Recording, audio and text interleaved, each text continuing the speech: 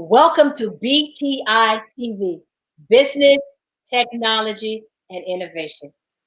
I'm your host, Aquila Joyner, and like I like to say, it's showtime. So, what we've been doing for the last 2 weeks, we've been highlighting Black-owned businesses because everybody keeps saying, I support Black-owned, I support Black-owned, but you know you don't know no Black-owned business. Stop playing. But that's why I'm going to put you on game so you know exactly where there are some Black-owned businesses. And the good thing about social media is what I keep trying to tell people. Stop minding other people's business on social media and build your own business, build your own network. So we've been to South Carolina, we've been to Jersey, and guess what? Tonight we're going to Detroit. We've talked about catering, we've talked about doing t-shirts, we talked about a whole lot of stuff. But guess what? Tonight, my guest tonight has just started her own catering business also. I'm not going to continue to talk. I'm going to bring my guests in because, like I said, it's showtime. Here we go. Hey, Victoria, how are you? Hi. Introduce yourself and tell us exactly what it is that you do. Okay, I am Victoria Joyner, and I am the owner and creator of Mookie's Munchies. It is a catering company. I cook. That's what I do. I cook. I love to cook. I never would have thought that I would have been owning a catering company, but I can't stop cooking. I'm like always cooking. I cook so much to the point where I can cook something and forget I even made something earlier. It's Really? like a thing. Yes, I can make something, and then I'd be like, "Dang, what do I? I did already cooked something. It's already cooked. I'm So, always cooking." so how long have you been cooking like with the business? Okay, so I started my business in September of this year. I've been cooking. I can't even tell you how long I've been cooking. It's just one of those things that it's just something that I do. When I was younger, my mommy would call me in the kitchen and say, "Sit down, help me chop up the onions or the potatoes or whatever." So it's just something that I kind of like grew into. But with Mookie's Munchies has only been alive for about a month and a half. Well, I guess almost 2 months now. Almost 2 months now we've been here. I originally started cooking for the masses, I'm gonna say, about 2 or 3 years ago with my cheerleading company, Power Elite Cheerleading Company, and I was cooking and using those dinners to sell so that I can be able to like do fundraisers and things for my cheerleaders. So that's what really kind of like got me cooking into the masses with like multiple people. So I noticed that you call it Mookie's Munchies. Why do you call it that? Oh God. Okay, y'all gonna make me cry. Okay, so I wanted something to kind of be like rhythmatic type thing, Hmm. but Mookie is my brother's one of my brother's names. I have five brothers, and one of them his name was Al Muqadda Muhammad, and I know that sounds like a long name, but that's the reason why his nickname is Mookie. So he was like a second father to me. He was like really close to me. He passed away, and I really wanted to do something to like bring tribute to him and make him proud. And one of the things that he used to love to do was cooking, and I love to cook as well. So me and him would like argue whose macaroni and cheese is the best, whose ribs is the best, you know. So it's just one of those things. So that's the reason why I named it Mookie's Munchies. I got the inspiration from his name. So Good Mookie. afternoon, Dolores and James. Glad you guys came in. Please press Hi. please press that share button so more people be able to see what's going on. So I just put a plate on the screen with some of your delicacy. So Yes. how much time does it take you to sit down to do all of this? I don't even know. Oh, I'm sorry. My dog's in the background fussing. I'm sorry. I love animals too, so if Mine is, you hear, I don't know where she's at, but I know she's oh here. my goodness, mine are very vocal as you can hear. But it really just depends. The baked chicken Generally, what I do is I cook it the day before or grill it when I'm doing barbecue chicken, like how you have on the screen. What I'll do is I'll grill it the day before. It takes about 2 days. I'm gonna tell you why. I'm gonna tell you why. I see your face. Yeah, it could take it 2 days to cook chicken. I'm telling you, I marinated like I put my seasoning, my marinating. I marinated overnight, and Okay. then the next day I'll grill it. So after I marinate it, I'll grill it. Now, if I'm selling dinners that day, then I like put my barbecue sauce or whatever I'm doing, and then I'll sell it like that.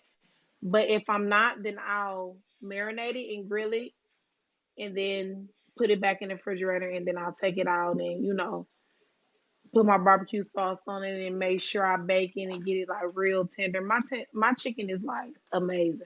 I mean to toot my own horn, but it is great. It's I great. mean, I've seen a lot of pictures that you posted with the food that you make, and if I was in Detroit, I'd be knocking on your door like this. Yes. "Oh, let me in, let me in." Yes. So, as far as pricing these plates, how do you go about pricing these plates? I'm sorry, you just broke up. Oh, just keep going because you're still good. Okay, you said as far as what now? As far as pricing, Hmm. how do you go about setting the price for the plates? Okay, so I try not to overprice my plates, but I try to be fair enough. So I want to make sure that I'm reasonable enough that people can afford it, but I also want to make sure that I make some type of profit off of it. So And cover like, overhead for what you had to buy. yes, 100%. So for instance, my barbecue chicken is $15, but I also stuff a plate. Like you'll get a quarter of a chicken, and then you also or you'll also get macaroni and cheese, a a healthy amount of macaroni and cheese, or a healthy amount of collard greens, whatever my size are. I make sure that I put enough so that it counts. I also make sure that I give you a drink and a dessert. And what I do for my desserts, because I'm not a baker. I'm not a baker. I'm not a dessert maker. So what I do is I'll like get other local businesses, and I'll like buy their um cakes or whatever, and Mhm. then I'll like give them. I either sell them separately or I'll give the cakes or whatever, and then I put like their cards and things in there to not only Oh, promote that's myself nice. but promote them as well. Yeah, That's yeah. nice. Oh wait, Dolores you said says, "Do Dolores? you sell from home?" Yes, right now I do sell from home. I'm looking for a commercial kitchen, but yes, I do sell from home right now. Yes, I do. So, but during a week's time, how many meals would you say that you sell within a week's time? It depends. It really just depends because right now I'm in school, so I kind of slowed down a little bit. But 200 easy. 200 without, if I was like not in school and just cooking every day, easy 200. Really? Easy.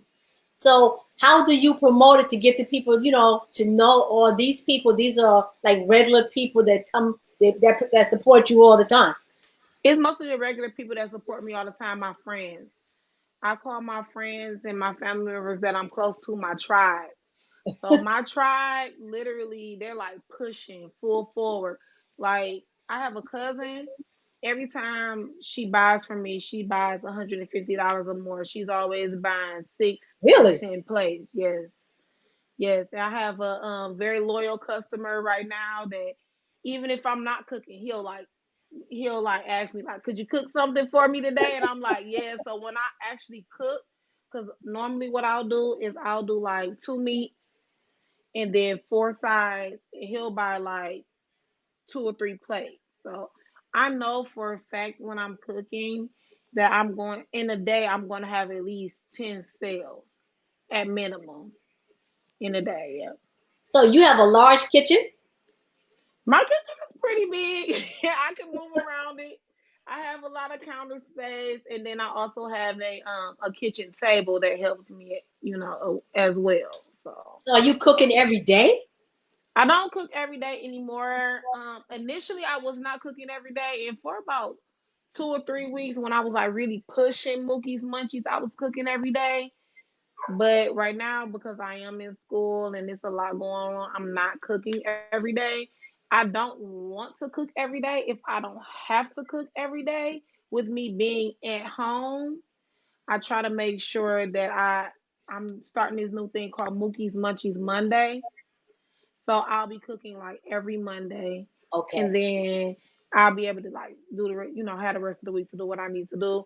My goal, like I said before, is to get a commercial kitchen, a storefront, and Claim then it. from there, then I'll be able to cook every day the way I really want to. Claim it. Yes, So I noticed that you have a garden. So all of your vegetables that you are serving are actually fresh from the garden. Let's talk about most of them, yes, yes, most of them. I have kale. Oh God, okay, so I have like my garden is my pride. And I really wish that I was not in Michigan so that I could like do it like year round. yeah, yeah. But I can't. So I start in May, like right after the first frost is over and like we start like getting, our warm weather. But I had this year I had peppers, all type of peppers. I had cayenne peppers, habanero peppers, um jalapeno peppers. I had three different types of bell peppers. I had two different types of cabbages, three different types of lettuce. I had collard greens. I had Brussels sprouts. I didn't even know it's three different types of cabbages. Two different types of cabbages. I Well, the green had one and the red one. Yep, regular and purple cabbage. Oh, The okay. regular cabbage and purple cabbage. I had three different types of bell peppers. Oh, okay. So The Lord said, green and "Good luck to yellow. you." Oh, thank you. Thank you very much. Yep, I had three different type of bell peppers. My niece, she spent the summer with me, so she wanted to plant a cucumber plant, and her cucumber plant got huge, like bigger than her. So it gave us about four cucumbers. Some things didn't work well this year. Like my squash didn't do well, but I wasn't the only person that Yeah. said the squash didn't do well. I planted watermelon, but that didn't do well. A lot of the vining plants didn't do well this summer, but Mhm. my kale did extremely well. Excuse me. My celery did extremely well. Like my celery took over my garden. Like I planted my celery um close to my collard greens, and my Mhm. celery like almost overgrew my collard greens. Wow. Yeah, the celery did extremely well. So, what is the hardest part about this business? The the hardest part about it, I would say, would be marketing, getting your stuff out there so that everybody can see it, everybody can know it, because everybody claims to know how to cook. You know, Yeah. everybody's like, "Oh yeah, my food is good," and so when you do that and when you know that, you kind of like want to make sure that people know what you know. Like, okay, no, but seriously, my food is good. But everybody's not going to believe in it until they taste it. So the hardest Exactly. part is like really marketing and getting people to actually take a chance on you. That's all I really need is one chance. Once I get one chance, once you taste my food, that's it.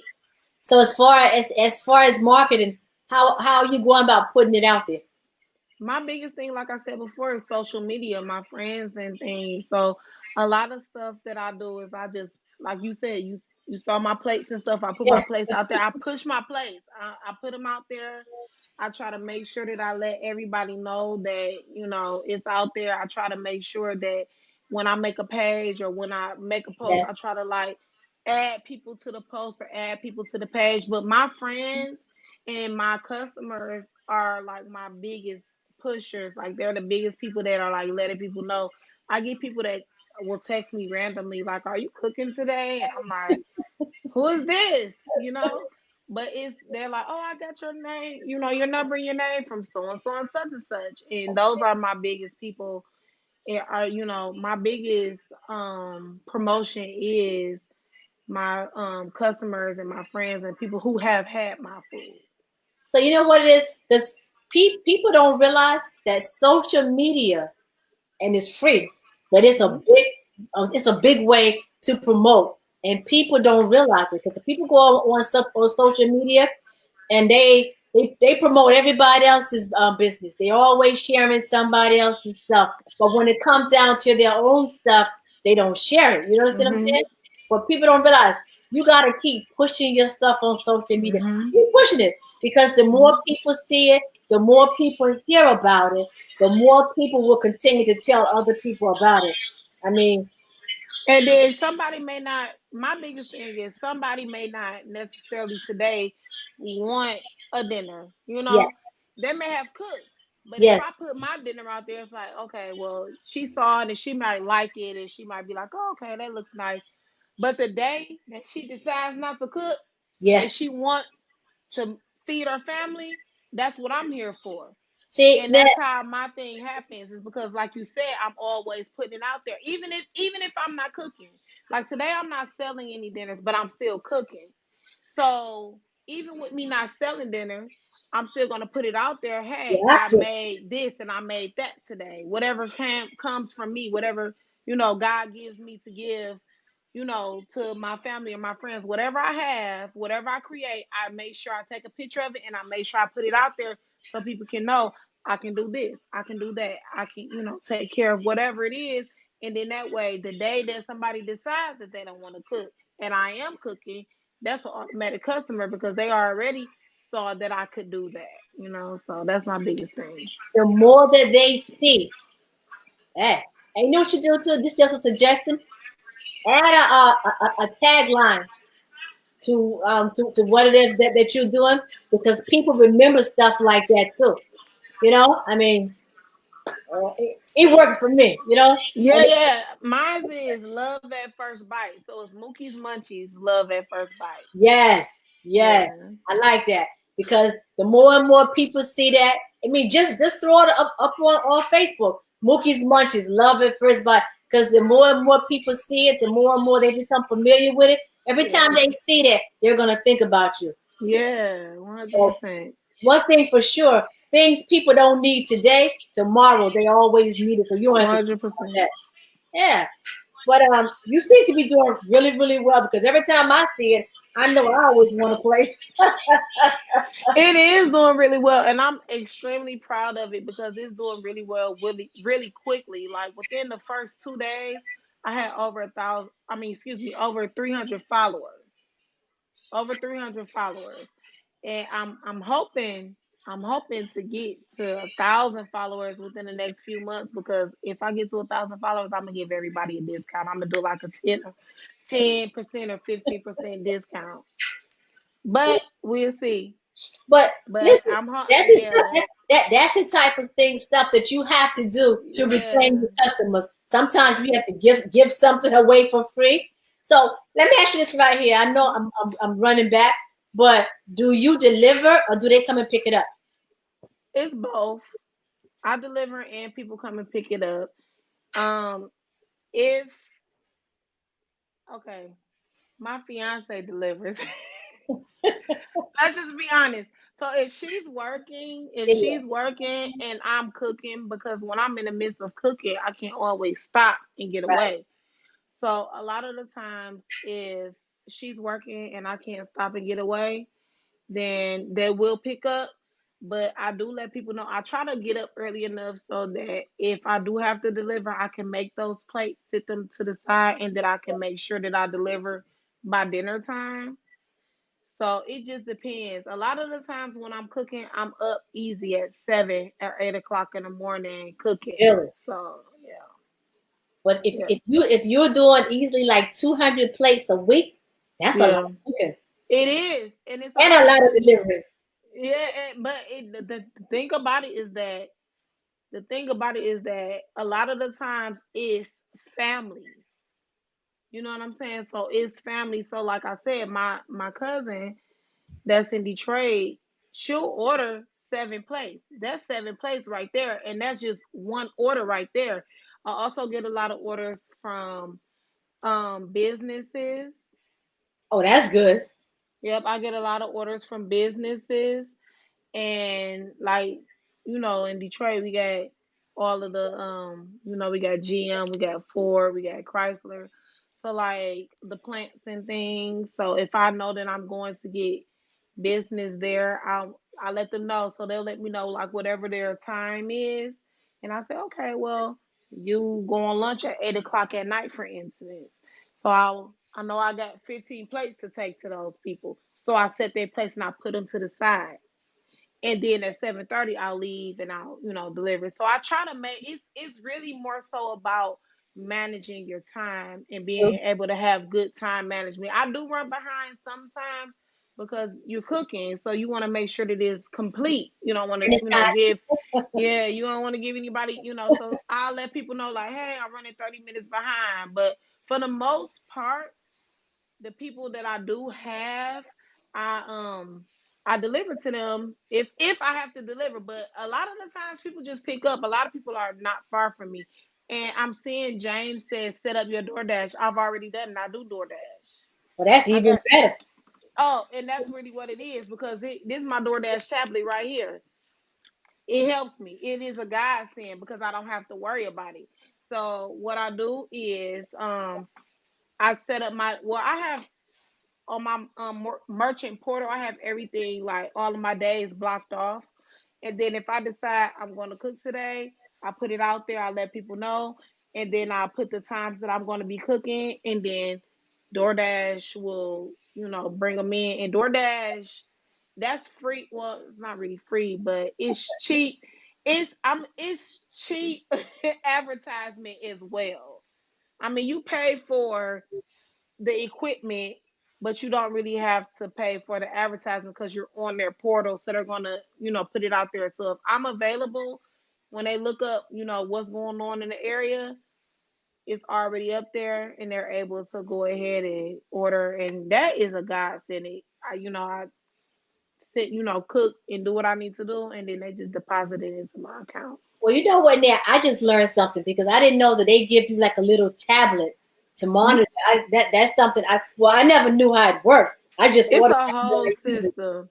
Yeah, it's a whole system. They have a tablet and then I have a printer because I'm not in the kitchen. So normally, or like a commercial kitchen, I'm gonna say, normally where you would have a commercial kitchen where you would have a POS system. I Hmm. don't have that POS system. Like everything is like off of my computer. So I bought like a small little POS system and then I have the printer and the Oh, tablet. So I'm able to do that, and it really helps a lot. DoorDash does help a lot. because that's what my next question was. How do they pay you? Is it cash? My Cash? debit Bill? card, no, it's my bank account. So what I do is I just put in my bank account, and then they pay me once a week. So say for instance, I did DoorDash last week. However much I made last week, they'll deposit it into my account this week. So you get paid once a week for the week before. But you So keep you have a separate bank account for your business and your personal, yes, 100%. right? One Yeah. hundred 100%. And I keep my little my receipts and all of that stuff. And then whenever they send me the invoice for the week to tell me however much I made, I print it out and I keep all of that stuff separate. So, are you registered as a sole proprietor, a corporation, or LLC? I have an LLC. I have my EIN, and I also have my ServSafe, food handlers license and manager's license. So I made sure before I was able to, start doing all of those things that I had everything. I registered as a catering company in the state of Michigan because if I would have been registered as a restaurant, I wouldn't have been able to work out of my house. Okay. It's certain things that you have to be able to do as a restaurant. You have to be able to do certain things. With a catering company, it's a little bit more lax because you're not serving the multitude of people that you would normally be at a time as a restaurant. The restaurant is more consistent. With a catering company, you can move around. So say for instance, somebody hired me for a wedding and went into a hall and used their kitchen or whatever. I can do that because I have a catering. I'm registered as a catering company and not a restaurant. So I did research. I talked to a couple of people. One of my cousins, your cousin as well. He gave me some advice on that, and I made sure that I looked that up and I did my research before I completely did my paperwork. That way, I wanted to make sure that I was able to do what I needed to do legally and make sure that I was able to do what I needed to do safely Yeah. so that I can be able to do, be able to cook for everyone. My friends were like all over. They were like, "You gotta start a catering company," and I'm like, "Why?" It's like, "Cause you can cook." But once you get your storefront, are you gonna change it or are you gonna leave it as is? I'm gonna leave it as it is because I want to be able to move around as well. A lot of restaurants Mm-hmm. have both like that. A lot of restaurants have both, but if you can do the restaurant, you can do catering Yeah. because the restaurant is like it's way more tedious. They expect a lot more from you. Mm-hmm. But even when I get my storefront, I don't really want like chairs and things like a regular restaurant. I just want you to be able to come in, get your food, and go out. Cause Take I it. want to you, yeah, yes, take exactly. I want it to be takeout. Cause my biggest thing is I want to do catering. I want to be able to cook for large groups of people. I don't want to cook for okay, well I'm a like a regular restaurant. I don't want to do that. And I mean I will do, like you said, takeout, but I don't want to have like a restaurant like Applebee's or anything like with waiters and things of that nature. I don't want that. I feel like if I have just one storefront and really I feel like it'll give me the opportunity to like really focus on the quality of the food so that I could be able to do what I need to do and get, I don't want a restaurant. But no, but I feel you now, and I understand, and actually, I like what you're saying. You know what I'm saying? Yeah. Because you want to be able to put all your time and energy in just making the food. You don't want to have to worry about, okay, is this person being served? Is this table being served? I get it. It's a lot. Yeah, but it makes sense. Yeah. It's like in and out, in and out, in and out, and also Yeah. you can actually handle more people with this in and out than you can everybody want to come in and sit down. You know how people get, they go in and they sit down and they think they home, and you say you got a 30-minute time limit and they there for an hour. You know what I'm saying? So I feel you. I understand exactly what you're saying. So this is what I And want to. also it's also I'm sorry, I didn't mean to No, no, go interrupt you, ahead. but It's it's fine. also like if I'm on my good week, if I could do 200 dinners by myself, Yeah, and a lot of the times I pre-cook my food. Like I said, I get up early, I make sure it's already cooked, and then I set it to the side and make sure everything stays warm and make sure it stays at a safe temperature. If I could do that on my own, I know for a fact that I could do the in and out on my own, and then I don't have to worry about it. Then, like you said, I don't have to worry about who's being served, who's being taken care of, and because that's not my. I don't want like a high end restaurant or even a regular restaurant or whatever. I don't want a restaurant at all. I just really want to just be able to cook and give people that home cooked so cool. meal. Yeah, soul food. Yeah. So let me ask you, because I'm coming to the end of my time. So Mhm. anybody that's out there that wants to do this right here, what advice would you give them? Make sure it's something that you want to do. 100%. It is not easy. It's very frustrating, and it's only been like a month and a half. It is very frustrating, but it has to be something that you really want to do. Starting a catering company for me is is rewarding because I love to cook. But if you're not a person that loves to cook and you want to start it, if you are partnering with someone, I would say make sure that that person actually loves to cook. Make sure that that person's going to actually get up and do what they want, get up and Yeah, put in the work. Because once you do the business part of it is easy. The business part of it is easy. It's just making sure that everything is taken care of, making sure that you file your paperwork on time. You only have to worry about that for a small amount of time. Making sure that the food is quality, making sure that it is healthy, making sure that people, for instance, I have people that may be allergic to shellfish. yeah. I've had times where I don't think I've sent you a picture of it, but like my Alfredo bowl. When I do like my Alfredo, I saw it though. my It's garlic good. bread bowls, yeah. Mm-hmm. When I do that, when I do my Alfredo bowls, I make my Alfredo sauce separately, and then I do my chicken and my shrimp. I do everything separately, and then when people order, I'm able to give them whatever they need to order. I don't just put it all together like that because I have people. Some people I might have to make an Alfredo sauce that's low sodium.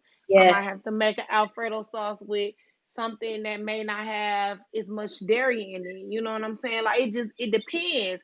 So you really got to make sure that you have somebody that's knowledgeable and that's willing to take the time and be dedicated enough to be able to prepare the different meals because it is hard. If it's not something that you love to do, you're not going to want to do it. Because I have people like, oh, I can't have salt. Now they make this whole big pot of Alfredo sauce, put my seasoning in it, and you can't have salt. How do you handle that? Only thing you can do if they're gonna pay you is make another thing of Alfredo sauce and make sure that you season it with either low sodium or no sodium. You have to do it. Yeah. So, yeah. So if anybody wants to get in contact with you, Mm-hmm. tell them how they can reach you. You can reach me on Facebook at Mookie's Munchies. And hold on, let me see if I can find y'all a card. I wish I had one readily available. Um, on Facebook on at Mookie's Munchies. I'm on Instagram at Mookie's Munchies, and I also have a phone number if anyone wants to text me. My phone number is 248-832-4045. But I'm on Facebook Mookie's Munchies and Instagram Mookie's Munchies. So follow me, share everything, like, add me, everything. Vicki, thank you so very much for coming Thank on. you. I appreciate all the information that you gave out. You're gonna do you're gonna go far with this. Just from the different Thank things that you. you were saying, you're gonna go far. And I like the advice that you were given to tell people if this is not what you like to do, don't do it. Don't do it because you really got to have some dedication. And I I even started going back to school. I'm in culinary school now so that I could be able to like further my craft oh because it's definitely a craft. It's definitely something that you really have to take your time with. So, yeah, I love it. well, another takeaway that I did take away from this also is when you say that everybody can't eat everything, and the fact that if you make something and somebody say I can't have salt, but you're willing to go back in there and start again to make something for this person to make sure they're satisfied, that says a lot about you, a Yeah, whole lot. thank Okay, you. you guys, this is the end. So what I'm going to say, anybody that's in Detroit or close in that area, I'm telling you, go check out Mookie's Munchies. Yes, hit me up. Huh? I said, hit me up. Tell I'll cook for Victoria you. that Aquila sent you and tell her to hook you up a nice plate. Okay? Thank you, Vicky, and I wish you much success in your business. Thank you so much. Good That night.